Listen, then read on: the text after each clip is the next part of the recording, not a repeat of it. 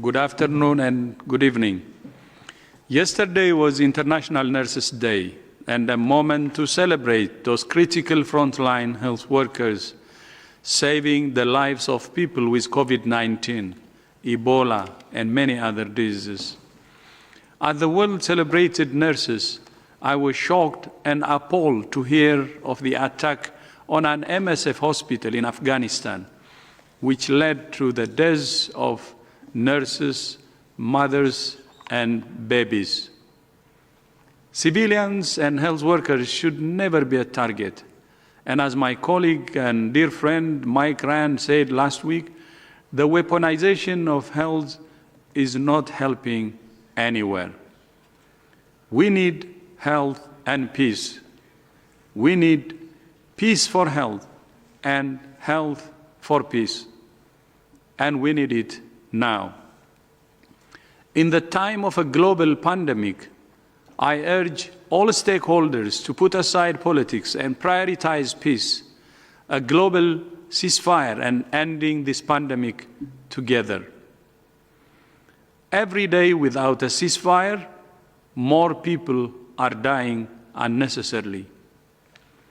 Out of solidarity and respect for those killed and injured, as well as all those nurses and health professionals working right now in some of the most difficult environments in the world, I would like to ask for a collective minute of silence to remember those that have been slain in their daily work to serve and save lives.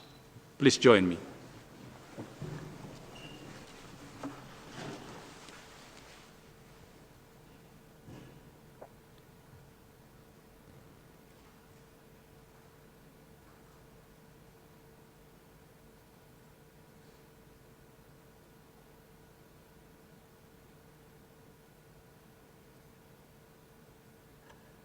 Thank you.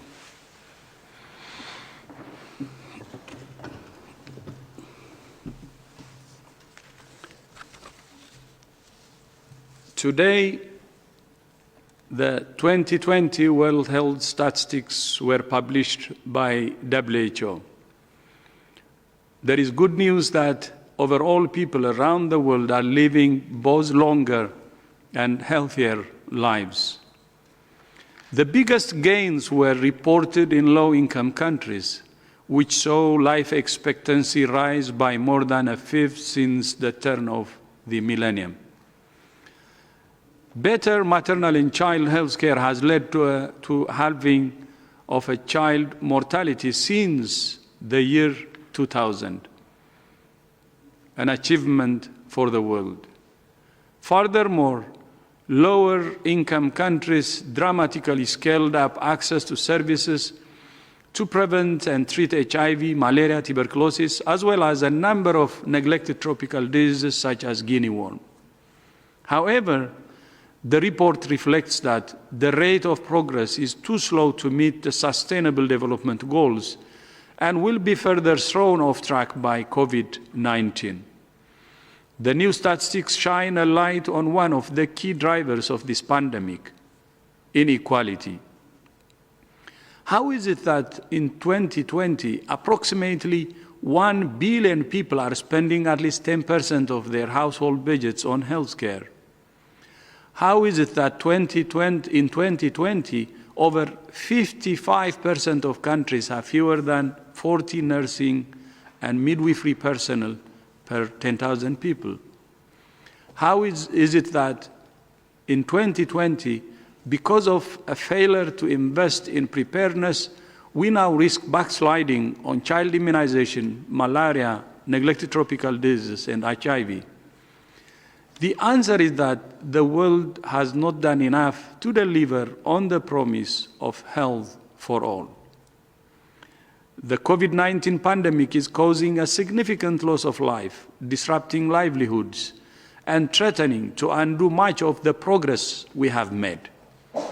While the coronavirus is an unprecedented shock to the world, through national unity and global solidarity, we can save both lives and livelihoods and ensure that other health services for neglected diseases Child vaccination, HIV, TB, and malaria continue to both function and improve. During the World Health Assembly next week, we will discuss with health leaders from across the world not only how to defeat COVID-19, but also how we can build back stronger health systems everywhere. We have a once-in-a-lifetime opportunity to prove that the world is more than just a collection of individual countries with colorful flags. We're one world that has more in common with each other than we would ever dare to believe. The pandemic has made it crystal clear that we're one world that has more in common with each other than we would ever dare to believe.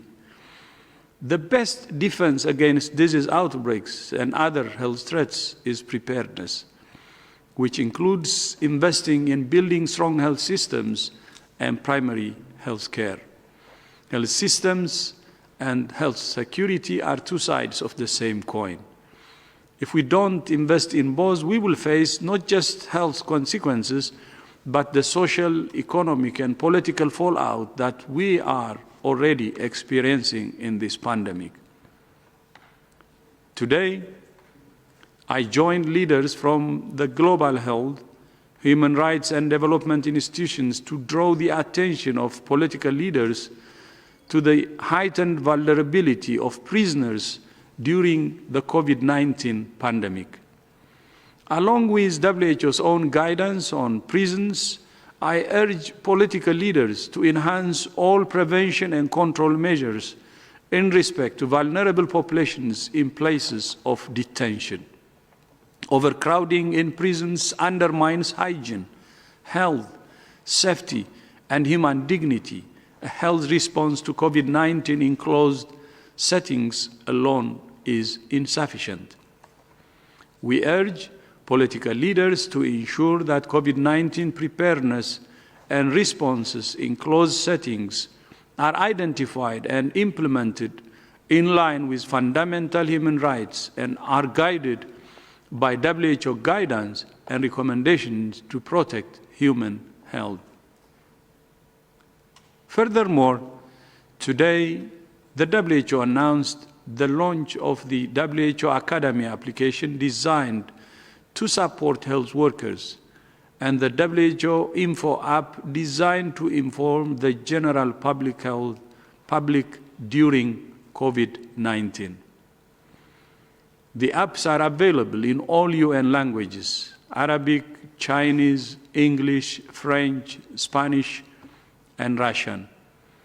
With these new mobile apps, the WHO is putting the power of learning and knowledge sharing directly into hands of health workers and people everywhere. The WHO Academy app provides health workers with mobile access to a wealth of COVID-19 resources developed by WHO that include up-to-the-minute guidance, tools, training, and virtual workshops that will help them care for COVID-19 patients and protect themselves. Furthermore, in response to COVID-19, WHO has utilized our Open WHO platform and translated guidance into training, including 68 online courses to improve the response to health emergencies. It now has more than 2.5 million enrollments and hosts free trainings on 10 different topics across 22 languages to support the coronavirus response, including our first course in Swahili this week. Every day, we learn more and more about COVID-19, and new apps and courses for health workers and the general public allow us to disseminate information quickly and effectively. Sharing experience and best practices is critical for strengthening our response to the pandemic. Learning together is key to building national unity and global solidarity, so that together we accelerate progress faster and build a better world for us all to live in. I thank you. Thank you very much, Dr. Tedros. We have shared with journalists several press releases on topics that have just been mentioned now. We will start with question. As we had in the previous weeks, you can ask question and listen to this press conference in 6 UN languages, plus Portuguese, plus Hindi. Our interpreters that we would like to thank are here to help with that. If we are okay, we will start with Jennifer Rigby from Telegraph. Jennifer? Hello, hi. Yeah, Jen here from the Telegraph. I wanted to ask, please, have you been tracking attacks on healthcare workers that are linked to the pandemic, and how concerned are you about those attacks? Thanks for the question. We have a system for tracking attacks on healthcare which we've operated since 2017. As you can imagine, that system is very much focused in zones and countries of conflict around the world, and it has heavily focused in those countries where we've seen horrific attacks on healthcare, like the most recent one in Afghanistan. And again, my personal condolences to the people affected and to our great colleagues in MSF. They've always been brave, courageous, and in the front line.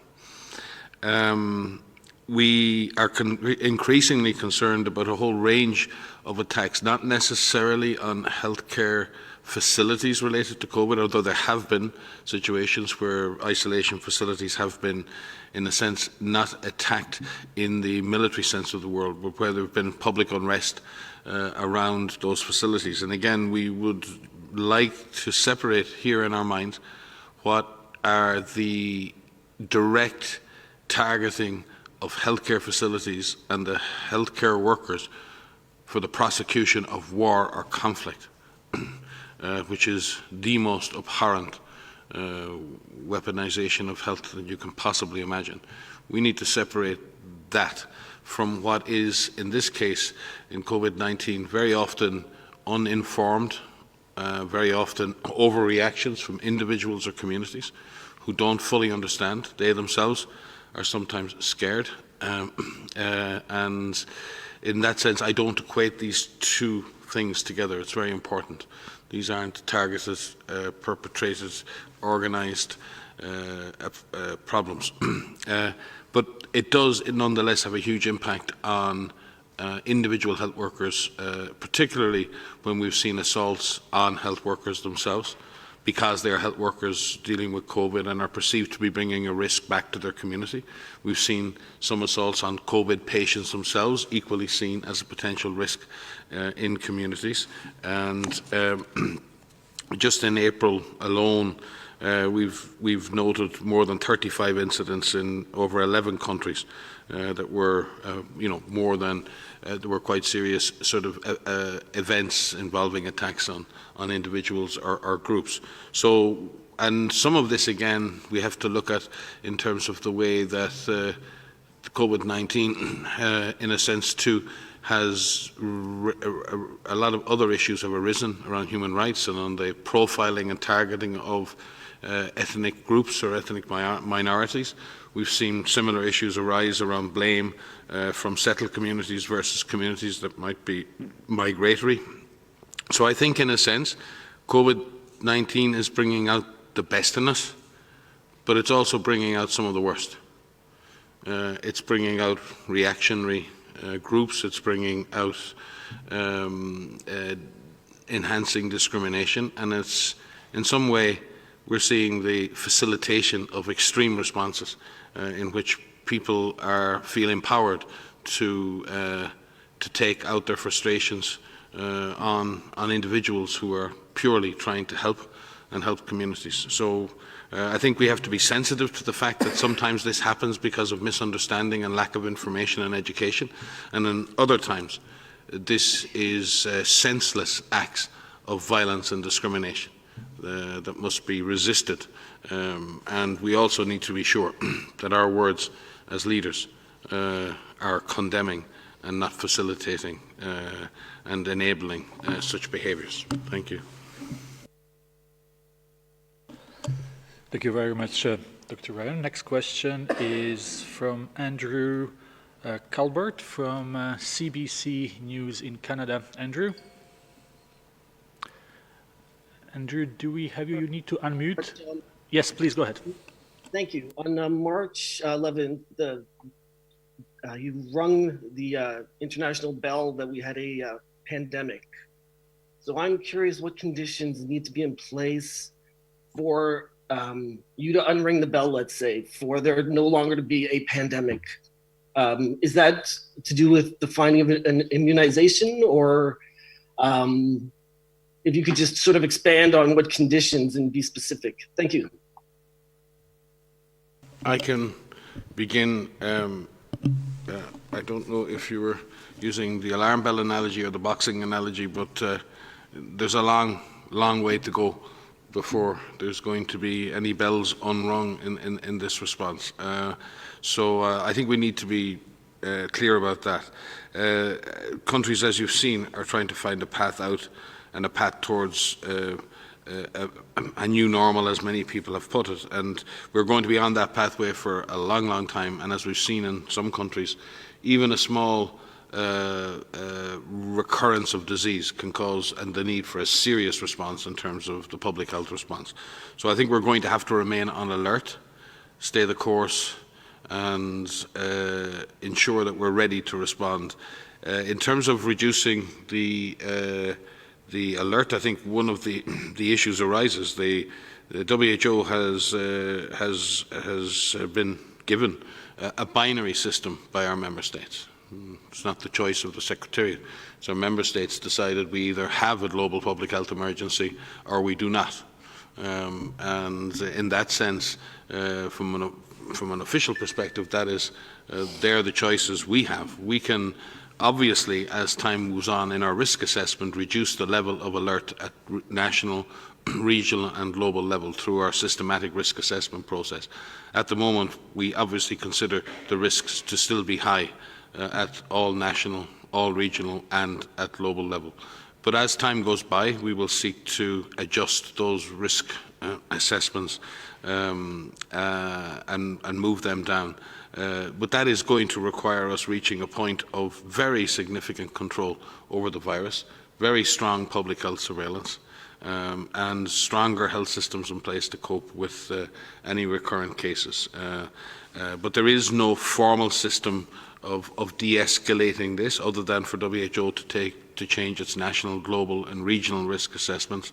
And obviously, as I said, the IHR only allows WHO two choices. There is either a global health, public health emergency, or there is not.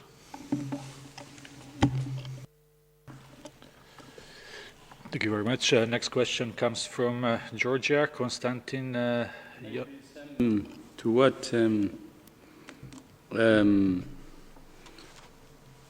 Mike said, with regard to the alarm, the highest level of alarm for WHO was actually raised on January 30th. And this is when in the rest of the world we had only 82 cases of COVID and 0 deaths. So raising the alarm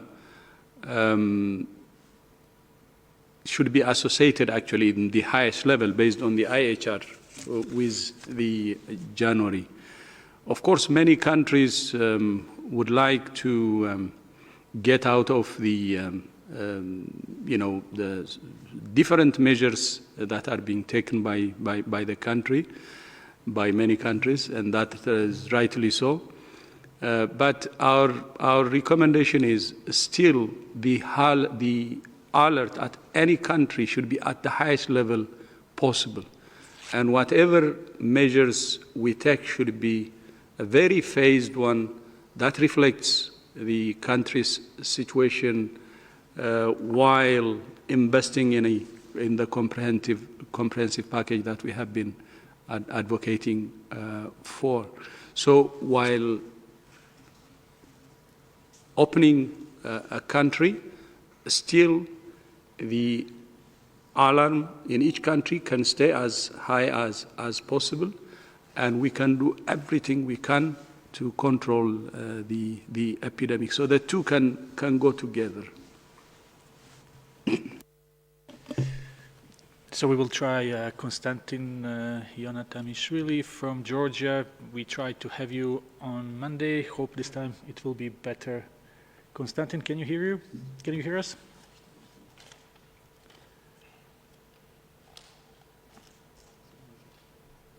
We are trying to get in touch with Konstantin from Georgia. Yeah, I am not. Okay, we can hear you. Okay, thank you very much. I'm from news agency IPRS-G from Georgia. Georgians as a nation have very tight social contacts that are motivated not only by tradition but also by economic necessity to live in extended families without possibilities to distance or isolate. Our social behavior and welfare situation are very different to those of Sweden or Baltic countries. My question is, in the future, will you issue country-specific guidelines accommodating specific social and welfare context? How in this situation, where distancing is not an easy option, we can protect the most vulnerable groups? Thank you very much. I can begin on Georgia. I think Maria will come in, and I think you make a very, very good point in the second part of your question around how can we ensure that these global guidance are adapted into local context, and it is important that they are. We have seen the impacts of lockdown measures in lower income settings, which are having a deep impact on people's lives. So we have to be very, very careful that we offer advice that can be adapted at national level, and we have issued subsequent advice for adapting our global guidance to refugee camps, to low income settings, to various other settings, and Maria can speak to that guidance. With specific respect to Georgia, I think Georgia's been in a very flat growth curve over the last couple of weeks and has obviously kept cases down to under 650 and has a doubling time of cases of weeks now. So I think there's only been a 6% increase in cases in the last week. So I think Georgia itself is doing well. We do understand the context in Georgia, and I was proud to serve on epidemic response in Georgia many years ago, and have travelled throughout Georgia and understand the special social and cultural context. But I think Georgia also has a very strong and proud tradition in public health and science, and I'm sure, given the way the data looks, that Georgia will pull through. But I do respect the question that we must, and this is the job of national government. WHO can only create guidance at a global level aimed at giving governments the best possible scientific evidence and options, and very often you see with our documents, we call them considerations sometimes, we call them scientific technical advice, because what we really are conscious of is that what science may say is a fact at a global level must be adapted in terms of policy to local situations, and the translation of scientific knowledge into policy and into action requires that this happen not only at national level but very often at subnational level, and the context in some big countries is very different at subnational level. There are different groups, different ethnic groups, different populations, and therefore the constant capacity to be able to adapt guidance to the specific context in which our peoples live is extremely important. And something that's overlooked in the process. We tend to focus on the generation of scientific evidence as the primary job. In my experience, that's very important. But the ability to adapt that evidence and make it practical and usable at more and more local levels, especially at community level, is a great gift. I think that's been under-recognised very often in this response and in many other public health endeavours in the past. Maria? Thanks. Just to supplement that, to say, as Mike has just said, that we develop guidance at the global level. We work at the regional level through our regional offices where there are some adaptations that are made for the context of the region. We work through our country offices where the guidance is adapted further to the national context. And we work with ministries of health and other partners in countries to make sure that the guidance is adapted even further. So it takes into consideration the local situation, the capacity of the country, the economics of the country, the culture of the country. And as Mike has said, that adaptation is what makes this guidance useful. Having something on paper at a global level is not the same as taking it and putting it into a national action plan, resourcing that, ensuring that you have the right capacities in terms of people and products and testing and health workers and PPE to be able to implement that. And that takes some work. And that's really important because that adaptation makes it worth its weight. One thing to note, though, is that the goals don't change when you adapt to different contexts. We don't change the goal or minimize our efforts to save lives, to prevent infections. That goal remains the same regardless of where the guidance is implemented. What we have to do is be practical, and we have to find those adaptations that make it work. You mentioned the multi-generation homes where people are living in close contact to one another.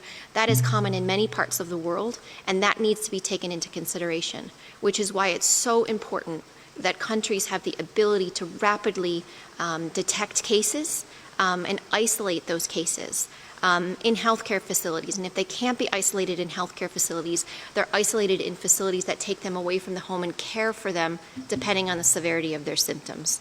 And that's important because then you remove the virus from that home. And further to that, find the contacts, quarantine the contacts in safe situations. So just to highlight that we do acknowledge that what we put out at the global level may not be perfect for every situation, and it certainly is not, but it's using the evidence that we have, and we are constantly looking at that evidence, and we are constantly adapting our guidance and trying to make it as most useful for everyone across the world. Next question comes from The Independent. We have Borzu Daragi online. Do we have Borzu Daragi from The Independent? If possible, unmute, please.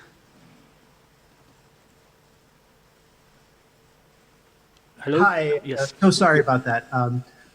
My question is regarding the reimpositions of lockdown measures in Algeria, Lebanon, southwest Iran, a few other places in recent days, as well as plans to reimpose the lockdown in Saudi Arabia later this month. Of course, we had the situations in Seoul and Singapore earlier. Do you see these? I'm sorry if this is a rather basic question that I'm sure you've rehashed over the recent weeks, but do you see these as anticipated and normal? And given the trajectory of this and other pandemics, do these reimpositions suggest policy failures in any way? Are they cautionary tales or just understandable trial and error? I think you answered your own question, so I think they're all of the above. Some are cautionary tales, and some represent actually the kind of things we expect. It's all about scale, and it's all about how much you understand the problem.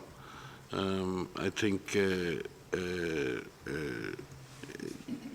if there is no question, the reason why countries have gone into different forms of severe public health and social measures and lockdowns was to separate people so we could stop the virus jumping from person to person. If the virus is still present and you bring people closer together, you don't have to be an astrophysicist to work out that the disease will move more easily from person to person in that situation. So if you can get the day-to-day case number down to the lowest possible level and get as much virus out of the community as possible, then when you open, you will tend to have less transmission or much less risk. If you reopen in the presence of a high degree of virus transmission, then that transmission may accelerate. If that virus transmission accelerates and you don't have the systems to detect it, it will be days or weeks before you know something's gone wrong. And by the time that happens, you're back into a situation where your only response is another lockdown. And I think this is what we all fear, is a vicious cycle of public health disaster followed by economic disaster, followed by public health disaster, followed by economic disaster. And I think everyone, and this sometimes there's a bit of a false equation here. I'm listening and involved in discussions all the time where people are asking me, so this is the economy or the health system? And it's not. Because I think very, very smart people are saying on the economic side that the worst thing that can happen is if we go out of a lockdown and then we don't do the health part right and we go back into a lockdown, that has more danger for the economic system than it actually has for the health system in a sense. Because you can imagine that if the health system gets time to recover, then it can cope with another rise in cases. And the health system can probably do that a few times. I'm not sure how many times the economic system can do that. So I do think this isn't an either or. And it's really important that we learn those lessons now, and that I think you see in cases like particularly in Korea, in China, in Germany, where there's been a jump in cases, the governments there have been alert to that happening and have taken very immediate action to investigate. And I think that's what we need to see. When we see that kind of rapid action, then we're reassured, and I think populations are reassured. But if we don't have those public health surveillance systems in place, and then we start to see the hospitals fill up again as the indicator, if we have to wait until our hospitals are overflowing before we recognise there's a problem, then I think you're not into trial and error, then you're into what you call the cautionary tale. And we should not be waiting to see if opening of lockdowns has worked by counting the cases in the ICUs or counting the bodies in the morgue. That is not the way to know something has gone wrong. The way to know that the disease is coming back is to have community-based surveillance, to be testing, and to know the problem is coming back, and then be able to adjust your public health measures accordingly. Let us not go back to a situation where we don't know what's happening until our hospitals are overflowing. That is not a good way to do business. I just want to comment on the use of the phrase lockdown. I think there's this misconception that a lockdown is one thing. It's not. It's a set of measures that countries have taken. They include, individual and community level restrictions of movements, or some of them are called stay-at-home orders. They include closures of different types of facilities, whether these are schools or workplaces, partial closure or full closure. And we should say that not all countries did school closure. Not all countries closed all their workplaces. They include closures of bars and nightclubs. They include, restrictions or limiting of mass gatherings and sporting events. And so this use of the word lockdown, it makes it sound like an entire country has shut down overnight. And it's just not the case. So what we're seeing in a number of countries, and where we're seeing more success in this, and we are constantly learning, we have to keep saying that. There is no one solution here that you must do this or you must do that. It must be a comprehensive approach. And in some countries, they've looked at the virus. They've looked at where is the intensity of transmission? Where do we need to impose some of these measures in terms of restricting people's movements and putting stay-at-home orders in? And where do we need to lift them when the situation changes? And I think we need to get into this mindset that it's going to take some time to come out of this pandemic, whatever that looks like, including the lifting of these measures in a slow, in a staggered way, which will differ, based on the country itself. You may see a lifting in some parts of the country where it's staying in place in others. And as the virus is either controlled or it has found a place to take off and resurge, those measures may need to be put in place again. And I think that having the communities and having all of us understand that They may need to be lifted. They may need to be implemented again. I think we need to be ready for that. And it's important that countries have the systems in place to be able to rapidly detect cases and then take appropriate actions. So I just wanted to comment on the use of this word lockdown, because it isn't an all or nothing. And we need to find the new normal as we go forward in managing the risk of resurgence and protecting people's health while getting people back to living their daily lives. Thank you. A few of you were asking about a background noise. That was rain. It's just stopped now, but it can come again, so it's just a rain. Next question is for Shane Zhu from CCTV. Shane, can you hear us? Hi, Tariq. Thank you. Can you hear me? Yes. Thank you, Tariq. Shane from China Central Television, CCTV. In most states of United States, at least 1/3 of COVID-19 deaths are from the long-term care facilities. How could this happen? Or is it because of the idea of herd immunity that was discussed before in the previous briefing? Or there's lack of the care for this vulnerable group? Thank you.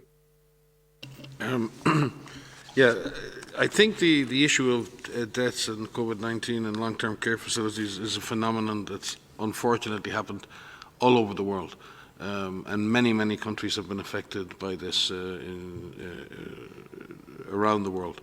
And in that sense, it is a tragedy, and we've spoken about that many times. There are many, obviously, factors driving this. The population of people who live in long-term care settings are very often older and have many have underlying conditions. So they're a very vulnerable community from that perspective.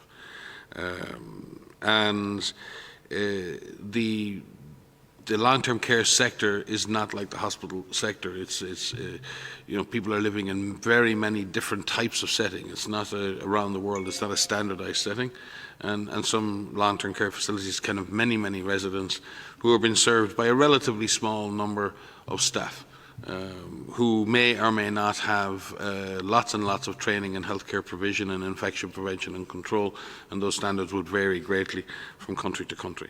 But I think the one thing that most countries would accept is that we haven't managed to shield those centres from disease entering, and when the disease has entered those long-term care facilities, it has been extremely difficult to prevent the spread in those facilities, and a lot of our wisest people have died in that. And I think this is something that's going to have to be dealt with as countries now emerge from a high incidence phase, because not only is it a tragedy that this disease is occurring and killing so many people in those facilities, if that disease remains in those facilities, it will come back out into communities through the workers who work there and families who visit. The DG has said no one is safe until everyone is safe. So we do have a duty of care to care for and protect our most vulnerable, our wisest, our most cherished citizens. And we also need to take this on, because our communities will not be safe in many countries where over 50% of all the cases have been in long-term care facilities. And I can tell you that's a long list of countries. If you measure how many countries in this response have more than 50% of their cases in long-term care facilities. But we also have long-term issues to face in terms of how we are providing care for our older citizens, and how that is delivered, and how that is paid for, and how safe and how appropriate that is. So that's a bigger discussion for another day, but it's one that will have to happen.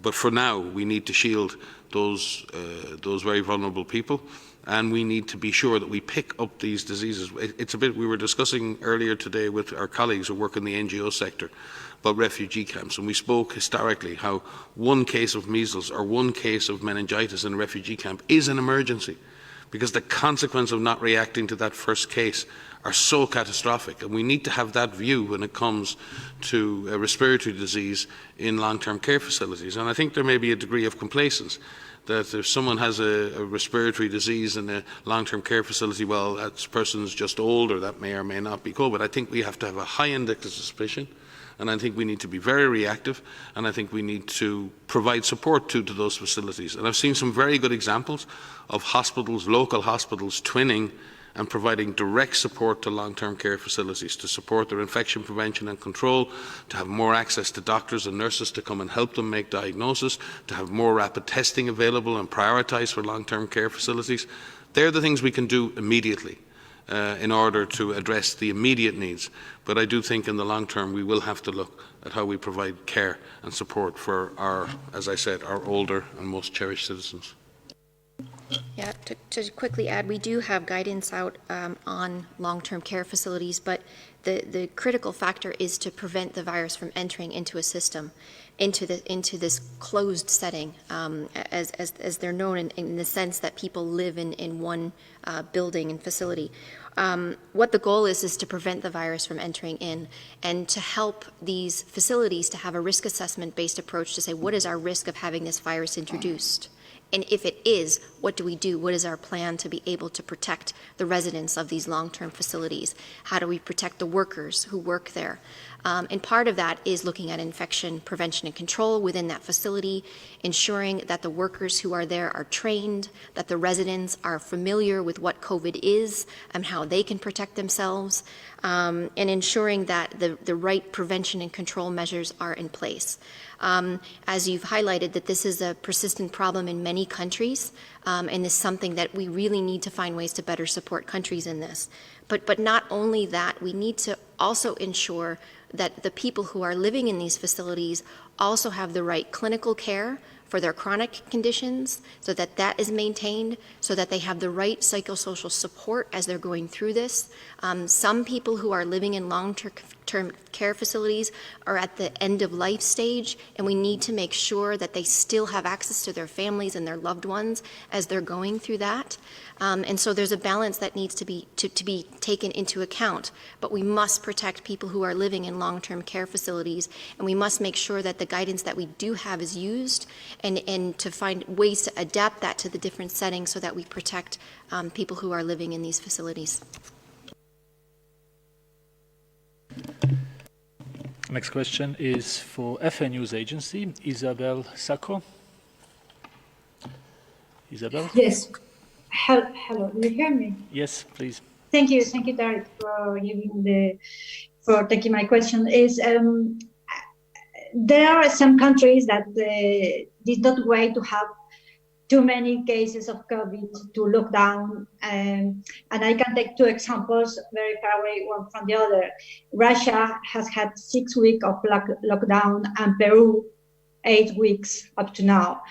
But in both countries, cases are still increasing, and in Russia is now the second country with more cases in the world.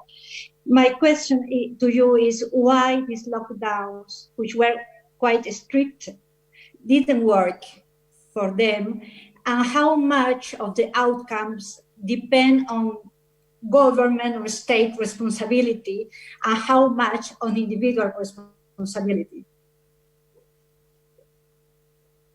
So I can start. I don't know the specifics about the implementation of public health and social measures in Russia and Peru off the top of my head, but what we can say is the virus needs people to transmit between. If people are in close contact with one another, and you have an infected person, it will transmit to another person through these respiratory droplets. And so everything that we can do to prevent that from happening, where we know this virus is, we need to, one, look for it, so that we know where the measures need to be put in place. But if the virus is spreading, when there are measures in place, then we need to assess that. And that needs to be, this is why we mention looking at a comprehensive approach and taking a data-driven approach. Look at the epidemiology in the situation, in the geographic context of where it is. Break that down to the lowest administrative level as you can. Look at which interventions are being used, how they are being implemented, and see if there's any cracks there, if there's any ways in which that could be done better or that could be done differently, and we need to learn from that. And I think that will help understand, why is the virus taking off in certain situations, in certain contexts, in certain communities. And because I say that because we know what has worked in some areas. We know what has worked, and that includes finding cases, isolating those cases, finding the contacts, quarantining the contacts. By doing that, you're actually breaking the chains of transmission. You're breaking the opportunity from an infected person to pass to another person. And so the interventions that are put in place need to have that in mind. May I just add, I did speak the other day about the rapid increase in the number of cases in the Russian Federation, and obviously the situation there is developing. Equally, with regard to Peru, there's been nearly a 50% increase in cases in the last week, and Peru is a relatively small country, is now up to nearly, I think 67 or 68,000 cases there. And there have been quite a number of cases amongst health workers in Peru as well. I think around 1,600 health workers have been infected, and a lot of infections amongst police officers and others. And we've seen that in other countries, how the first responders and the frontline workers are very often the ones exposed to the virus. It's some of the success of implementing stay-at-home orders and movement restrictions have related to how quickly it was done and when it was done. And a difference of 2 weeks in those stay-at-home orders could make a big difference in the epidemiology. It also depends to what extent countries had good surveillance in place and then added public health and social measures to that, as opposed to having very little in place in terms of public health surveillance and then having to put the lockdowns in place to try and suppress the disease spread. There is some magical thinking going on that lockdowns work perfectly and that unlocking lockdowns will go great. Both are fraught with dangers. Just putting in place swinging lockdowns can do as much harm as good if it's not done, as Maria said, carefully. You choose the measures you want to put in place that are adapted to your social and societal needs, that are adapted to stopping the virus most effectively from what you understand as the transmission of virus in your community. What measures can you use that are adapted and acceptable and implementable and sustainable in communities in order to stop the virus? And then whatever risk is left, and there will be risk left, you manage with surveillance and response. That is a risk management approach. We've said it since the beginning, a comprehensive strategy based on measures to mitigate the spread and suppress the spread of the virus and measures to pick up and respond to cases. The two together, with the well-empowered, involved and educated community, I think we've seen again and again in a large number of countries, they've made that work. Other countries haven't yet quite made that work. We all need to get on that journey. But I do think that when we say lockdowns didn't work, it may be a timing issue. It may be a fact that people were not on board with the processes. Maybe the wrong measures were chosen and weren't adapted to the social context. So I think it's hard to say that, but I think we need to be very, very careful in also saying that if lockdowns didn't work, then taking away lockdowns will work. They're not the same. Next question is Stephen from BBC World. Stephen Snyder, if I'm not wrong. Stephen, can you hear us? Yes, I can. Can you hear me? Yes. Very good. This is a question about the numbers of test kits in Yemen. On April 21st, Reuters reported that the International Initiative on COVID-19 in Yemen was sending a shipment that contained tens of thousands of test kits. The article said that the IICY was working with the United Nations. This week, I learned from a WHO staffer that there were 803 tests that have been conducted countrywide in Yemen so far. So my question is, why have so few coronavirus tests been completed in Yemen?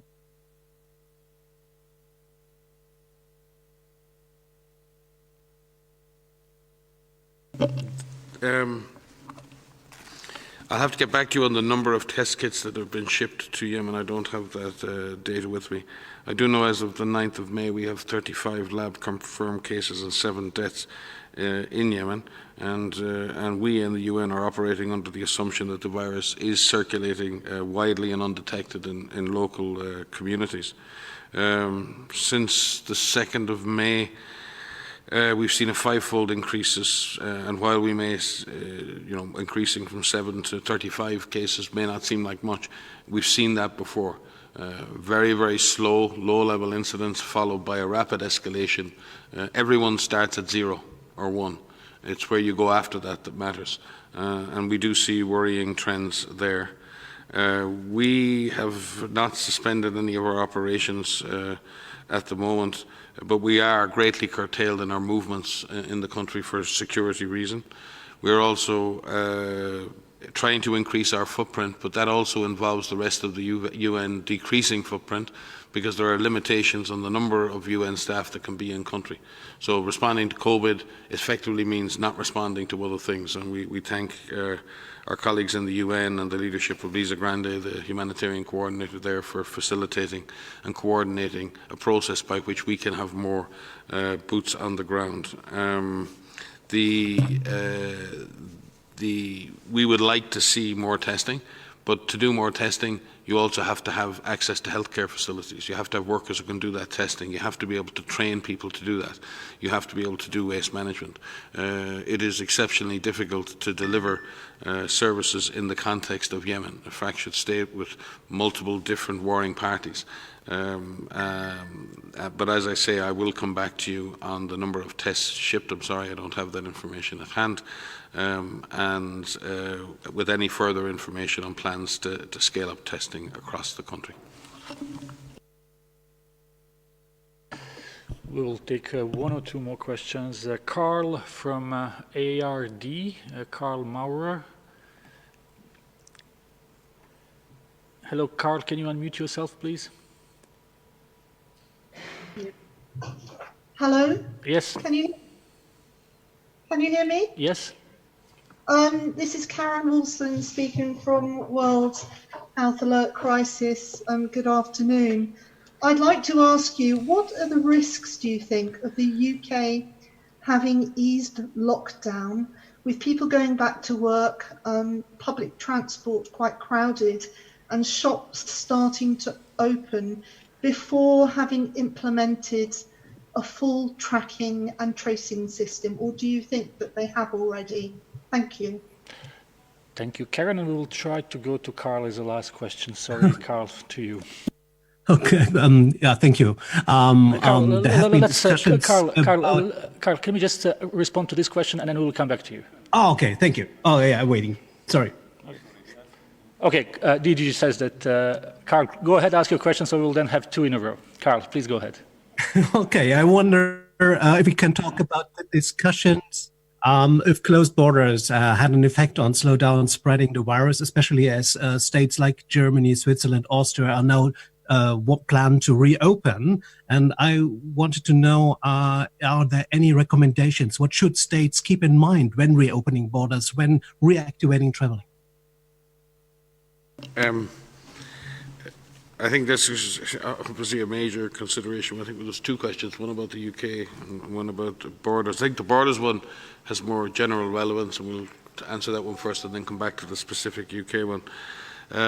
I think there are both land and air borders, and obviously crossing a land border in itself doesn't present a tremendous amount of risk, because the conveyancer is usually a car, so it's a person moving from one zone to the other. And I think a lot of countries now are looking at risk and response equalization. They're looking at other countries and saying, is the risk of disease in your country similar to mine?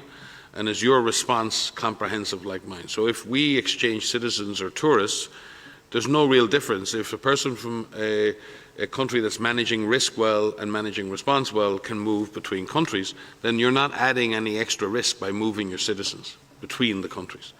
And in that sense, you see countries in the Baltic, like Latvia and Lithuania, looking at what they call bubble travel zones. I think Australia and New Zealand doing the same.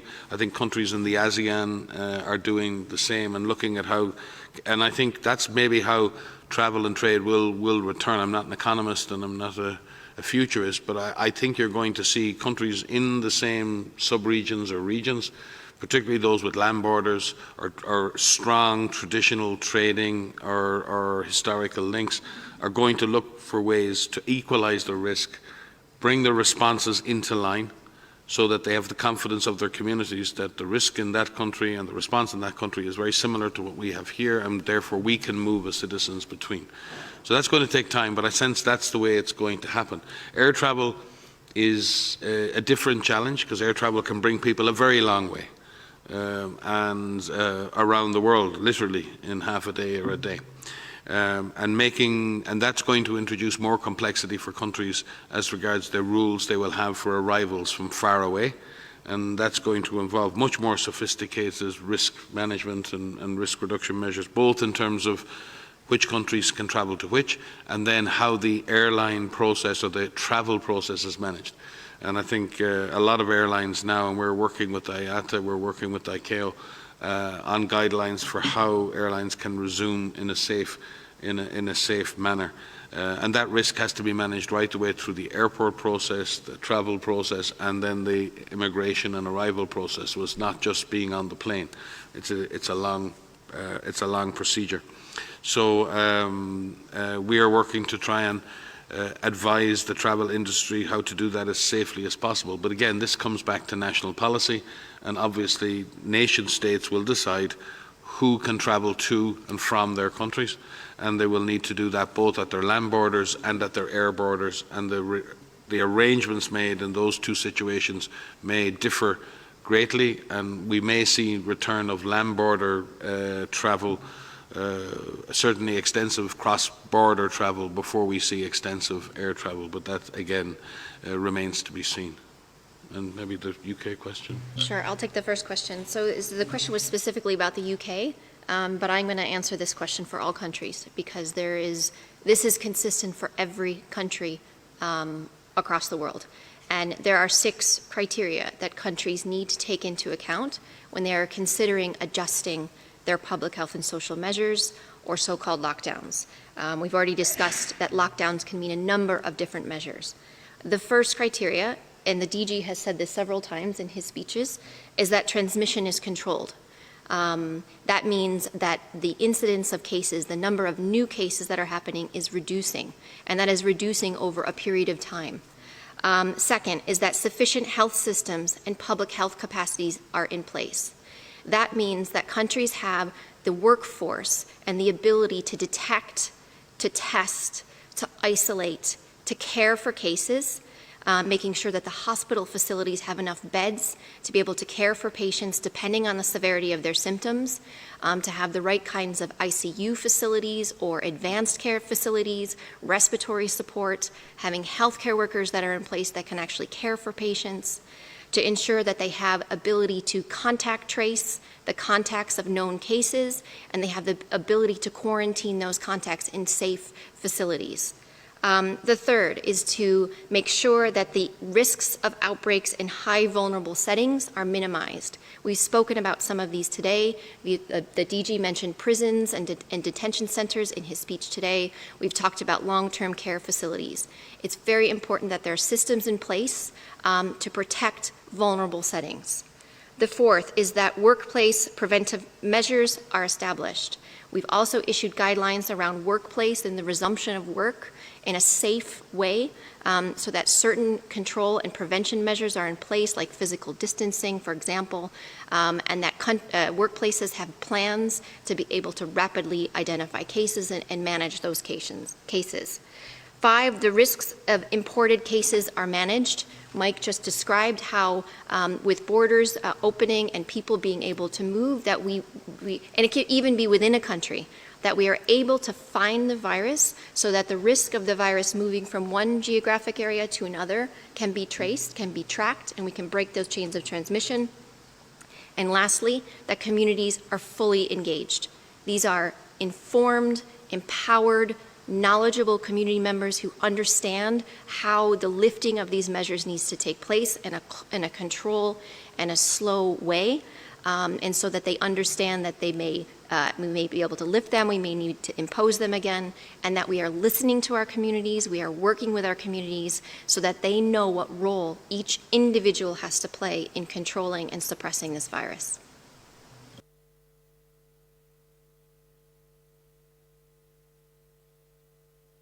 And we will go to the last question for today, and that's Emma Farge from Reuters. Emma?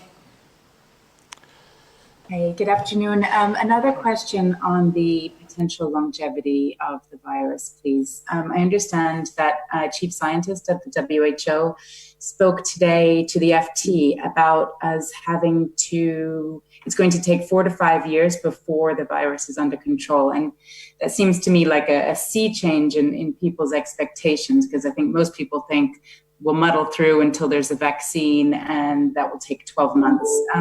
Is this view of the chief scientist something held widely within the WHO? Thank you.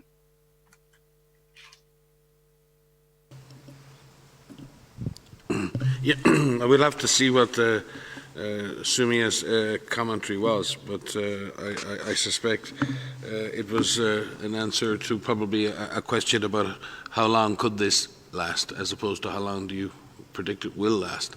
We have a new virus entering the human population for the first time, and therefore it is very hard to predict when we will prevail over it. What is clear, and I think maybe what Sumia may have been alluding to, is that the current seroprevalence, or the current number of people in our population who've been infected, is actually relatively low.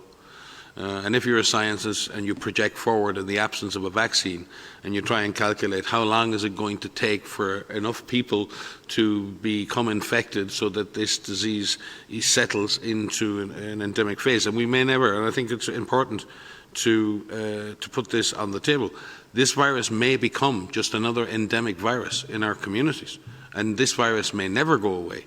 HIV has not gone away, but we've come to terms with the virus, and we have found the therapies, and we've found the prevention methods, and people don't feel as scared as they did before, and we're offering life to people with HIV, long, healthy lives to people with HIV. And I'm not comparing the two diseases, but I think it is important that we're realistic, and I don't think anyone can predict when or if this disease will disappear. We do have one great hope. If we do find a highly effective vaccine that we can distribute to everyone who needs it in the world, we may have a shot at eliminating this virus. But that vaccine will have to be available. It'll have to be highly effective. It will have to be made available to everyone, and we will have to use it. Before we began responding to this event on the 31st of December, we were heavily involved and had teams in the Western Pacific working on measles. At that time, every single ventilator, and we've learned about ventilators, all of us around the world in the last, a lot of people talk about ventilators. I think there were 14 ventilators in Western Samoa at that time, and all 14 were occupied by young children. And they were occupied by young children who had a devastating disease. It was called measles, and they weren't vaccinated against that disease. So forgive me if I'm cynical, but we have some perfectly effective vaccines on this planet that we have not used effectively for diseases we could eliminate and eradicate, and we haven't done it. We've lacked the will, we've lacked the determination to invest in health systems to deliver that. We've lacked the capacity to sustain primary health care at the front end. And therefore, science can come up with the vaccine. But someone's got to make it, and we've got to make enough of it that everyone can get a dose of it, and we've got to be able to deliver that, and people have got to want to take that vaccine. Every single one of those steps is fraught with challenges. It's a massive opportunity for the world. The idea that a new disease could emerge, cause a pandemic, and we could, with a massive moonshot, find a vaccine and give that to everyone who needs it and stop this disease in its tracks, will turn maybe what has been a tragic pandemic into a beacon of hope for the future of our planet and the way we care for our citizens and the way we work together to solve our problems through solidarity, through trust, through working together, and through a multilateral system that can actually benefit mankind. So I think there are no promises in this, and there are no dates. This disease may settle into a long-term problem. It may not be. in some senses, we have control over that future. But it's going to take a massive effort to do it. The DG's been calling for it. He's been speaking, bringing leaders together, trying to drive the issue so that we have access to COVID tools. We believe we have a coalition that can deliver on that, but it's going to need the political, the financial, the operational, the technical, and the community support to be a success.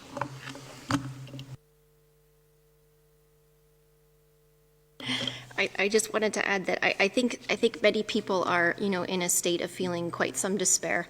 They've been at home for quite some time, and they're going through very difficult situation. They've had loved ones who have been infected or who have died. But I just want to say that, the trajectory of this pandemic, the trajectory of this outbreak is in our hands. We have seen in a number of countries without medical interventions, and as Mike said, the global community has come together to work in solidarity to accelerate the development of a safe and effective vaccine, and to come together to commit to have access to that safe and effective vaccine when it is available. But we have seen countries bring this virus under control. We have seen countries use public health measures, the fundamentals of public health and epidemiology and clinical care, to bring the virus under control and to suppress transmission to a low enough level where communities can get back to work and communities can open up again. So we can't forget that. I mean, it will take some time before we have the information on these medical interventions, and it's coming. And people are working very hard on that. But this is in our hand, and we are seeing hope in a number of countries, and I really don't want people to forget that.